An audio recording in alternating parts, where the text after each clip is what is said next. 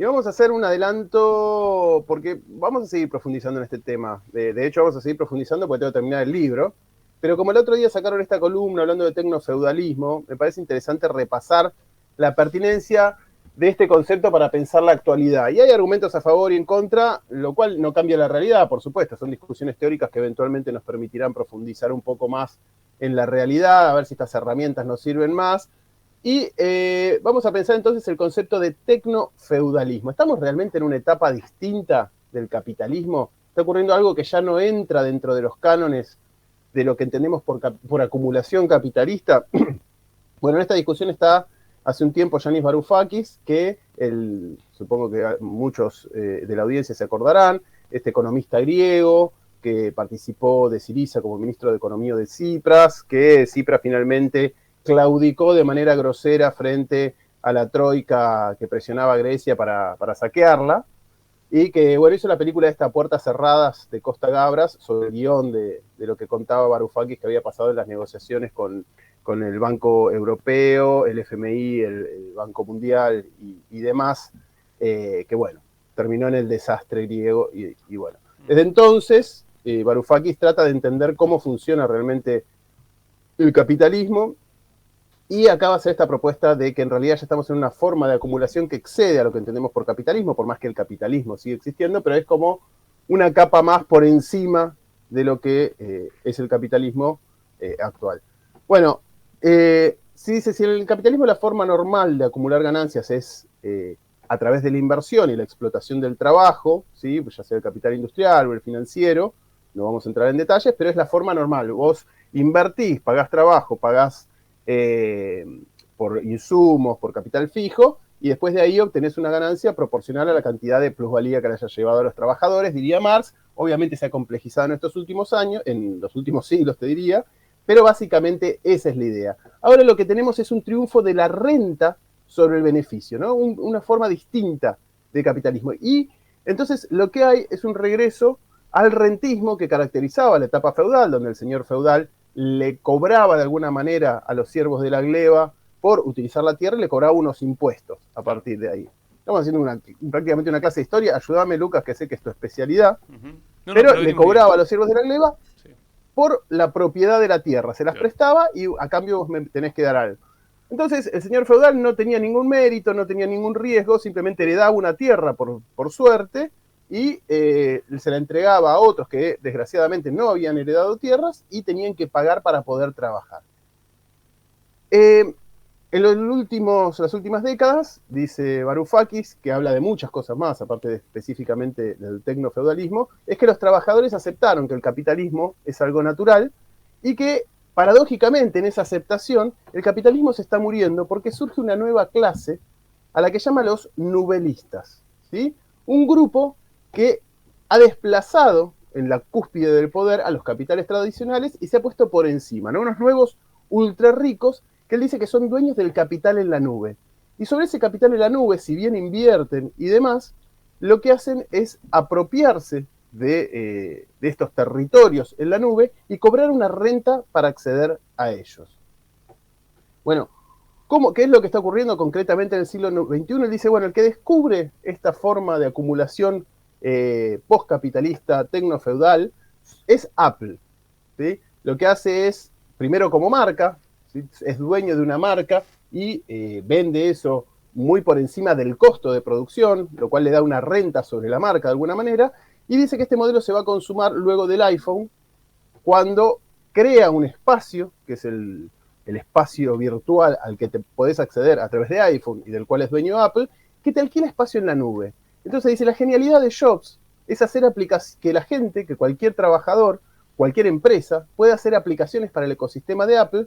Entonces tenés a los trabajadores y a las empresas haciendo servicios que están dentro del feudo de Apple y tienen que pagar un 30% de renta digital. Es decir que, si bien Apple obviamente invierte en servidores, invierte en trabajo, invierte en programación, lo que obtiene es mucho más que una proporción respecto de la inversión y cobra además una renta sobre ese monopolio que de alguna manera crea sobre ese espacio digital. Entonces, lo que dice es que surge un capitalismo vasallo. Incluso los capitalistas tradicionales pagan una renta para poder ofrecer sus productos. Y después van a venir detrás las otras empresas, ¿no?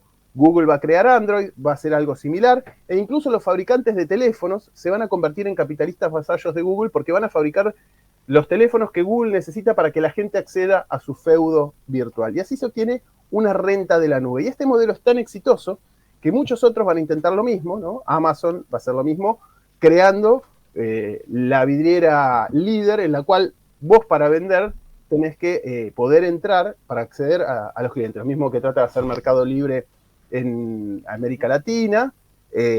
Entonces, para estar en esa vidriera vos tenés que pagar una comisión, y si vos querés estar alto en esa vidriera y tener más posibilidades de vender, tenés que pagar una comisión más alta. Una vez más, dice, la lógica es feudal, es obtener una renta sobre tu propiedad, en este caso, una propiedad virtual. El algoritmo lo que se está reservando es la función de conectar vendedores y compradores, es decir, los capitalistas dependen de acceder a ese espacio en la nube para poder conseguir compradores para sus clientes. Y a esto se le suman nuevos intentos de lograr ese mismo tipo de feudos, haciendo trabajar a lo que se llama el precariado, ¿no? Estos mini capitalistas empresarios de sí mismos que tienen un auto, tienen una bicicleta, tienen una habitación o una casa, y bueno, en el caso de Airbnb es más complejo, ¿no? Pero usan eso para poder acceder a los clientes a través de las plataformas feudales tipo Uber, Rappi, Airbnb. Y además dice, tiene una gran ventaja, porque el señor feudal necesitaba mantener un ejército para controlar a los vasallos trabajando en caso de que en algún momento se rebelaran porque hubo una mala cosecha, entonces no querían pagar los impuestos. Bueno, dice, acá no necesitan ni siquiera policías para eliminar un vasallo, basta con desconectarlos. Tenés el poder del algoritmo y los desconectás y te sacás el problema de encima. Y el tema es que estamos entrando en una etapa donde estos nubelistas reclaman un poder político similar al poder de, digamos, a los que ya están en ese lugar de poder y los van desplazando. Que eso es lo que vimos muy claramente en la asunción de Donald Trump con, bueno, obviamente Elon Musk, pero también Jeff Bezos, Pichai, Sam Altman, Zuckerberg y demás, en la primera fila de los festejos, de las celebraciones, sí, de la asunción de Donald Trump como presidente. Y también que es un debate que está muy fuerte en Europa, porque vemos como Elon Musk empieza a meterse en las elecciones de Europa. De hecho, hemos visto cómo el tema de redes sociales bueno, fue protagonista en distintas elecciones, Leila, recordame, en Rumania, ¿no? ¿Fue una de Sí, ellas? en Rumania cancelaron a un candidato. En realidad cancelaron las elecciones directamente. Que era un tiktokero. Porque había ganado un tiktokero. Y que de alguna manera Pedro Sánchez plantea en Davos, Pedro Sánchez, presidente de España, lo que dice es, che, tenemos que empezar a regular para salvar la democracia. Entonces está la discusión después sobre la democracia. Ahí te dejo, Ley, pero un comentario también histórico. Cuando hablamos del feudalismo hablamos de un momento pre-estados nacionales. En realidad después, cuando empiezan a surgir los reinos y se empiezan a centralizar y a unificar los territorios, los señores feudales van a perder poder y después claramente son descabezados por la Revolución Francesa, donde primero los campesinos invaden los campos, son los que hacen la revolución, y los burgueses son los que después negocian la política, ¿no? Esteban, la pregunta que me queda, en realidad esto lo que hace Varoufakis es una especie de diagnóstico, no explica el estado de situación. Después hay propuestas respecto de, bueno, frente a eso, ¿qué hacer? Sobre el final del libro, él dice que hay algunas cosas para hacer, sobre todo que va a tener que ser desde la coordinación de los sectores populares. No llegué a esa parte, pero podemos hacer una columna específicamente sobre las alternativas que él plantea. En un primer momento él le dedica mucho tiempo a justificar su tesis porque ha sido criticado. Evgeny Morozov es uno que le dice, bueno, esto en realidad sigue siendo capitalismo. Claro. Y lo que está bueno del libro, que me parece, es que integra un montón de otras cosas, porque explica de dónde surge el dinero para la construcción de estos feudos, lo asocia fuertemente al bailout de la crisis del 2008, cuando Obama sale a cubrir con los fondos de la población estadounidense el desastre financiero que habían hecho todos estos durante la fiesta de la subprime y demás. Plantea, bueno, cómo China también crea sus propios feudos y habla de que estas empresas tipo Tencent, Baidu y demás son gigantescas, pero la principal diferencia es que tienen un gobierno, un partido político que muy fuertemente los disciplina. Te iba a preguntar por China, porque claro, nosotros hablamos del mundo como si Occidente fuese el mundo, pero en realidad hay otros modelos. Y en China Claro. nada ocurre sin que el Estado lo planifique. Y el Estado es el partido. Y son seres humanos, no son robots. Ni son gente como Elon Musk, que puede decir las barbaridades que diga. Está el artículo de Gabriel Fernández en Fuentes Seguras en la web, que habla de por qué Elon Musk invierte en China. ¿no? Entonces dice, un capitalista en la China comunista. ¿no?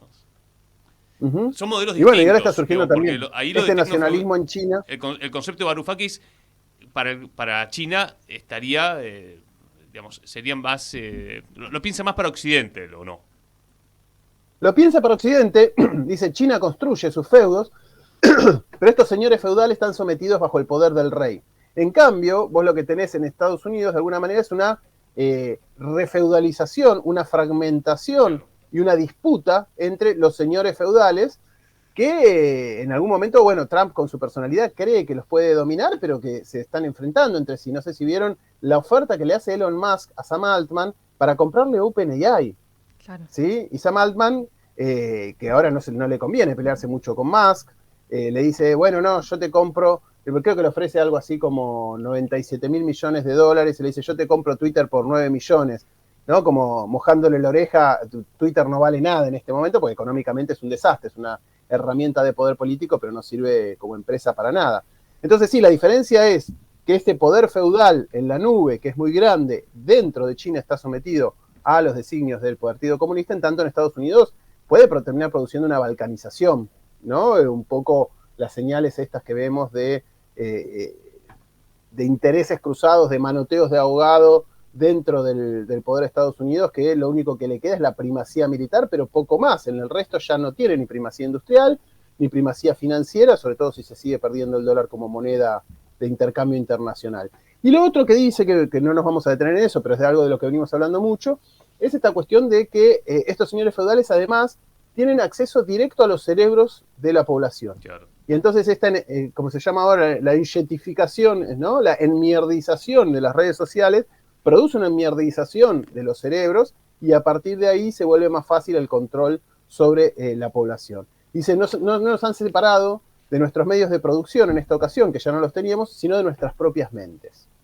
Así que sí, y eso te queda la deuda, Leila. Eso sí. Para hacer hay mucha gente con tronada, cuando decimos el concepto de tronado, donde primero lo podemos poner a Milei, y es un tema también, ¿no? La sociabilidad a través de las plataformas, hacia dónde va la humanidad, ¿no? Con tanto uso intensivo del celular, que rompe lazos sociales y que también es por donde se informan las mayorías. Yo me acuerdo que cuando arrancamos con vos hace como 10 años la columna, analizábamos, ¿cómo consume la gente información? ¿Cómo se informan?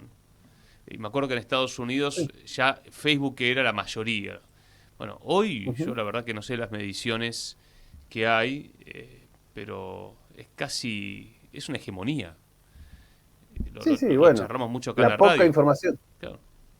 En la carrera de Ciencias de la Comunicación, la mayoría de los estudiantes, lo mejor que tiene para decir sobre cómo se informa es cierta curaduría de lo que le ofrece Instagram o Twitter, de seguir algunas cuentas un poco más serias, pero entre medio se te cuela un montón de porquería, mucho más ahora que Trump maneja el algoritmo de Twitter y tiene intereses particulares por difundir cierto tipo de ideas. En cualquier caso, para cerrar, me parece que es interesante este concepto de tecnofeudalismo. Realmente parecería que se plantea una forma superadora de acumulación que puede terminar fagocitando el sistema. Y bueno, me parece que es algo para seguir. Después está toda la discusión con Morozov y otros marxistas que dicen, bueno, en realidad es más de lo mismo, la renta siempre existió y esto no es tan distinto de lo que había. Lo podemos seguir llamando capitalismo. El marxista que dice, acá está el capital, ya lo dijo el barbudo, ¿no? Diciendo, bueno. Claro.